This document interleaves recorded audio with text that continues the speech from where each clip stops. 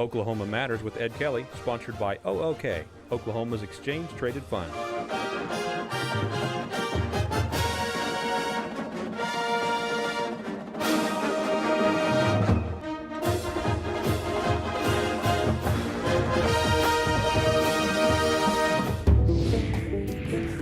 I'm Ed Kelley, editor of The Oklahoman. There's both good news and bad news for state government in Oklahoma. It's good for government at any level when there's an uptick in revenue. In this case, it means Oklahoma's economy is beginning to recover from the national recession that unfortunately didn't spare us. Oklahoma's fiscal year began about 2 weeks ago, after a year in which budget cuts were the norm and not the exception. Meantime, the legislature had to find its way out of a $1 billion hole for this new year that began July 1. Scott Meacham, the state treasurer, says the folks who run state agencies and departments won't have to make near the budget cuts between now and next summer like they just got through making.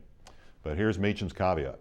The reductions in services and personnel are going to be more or less permanent. That's bad news, not just for state employees, but particularly the folks who rely on what state government does day in and day out. But we're not alone. One of the most astute governors in the country is Mitch Daniels, the Republican governor of Indiana. He's a former budget director for the federal government in Washington, so he understands numbers. And what he says echoes Scott Meacham here in Oklahoma. The reductions that states are taking now, Daniels said, are going to be permanent.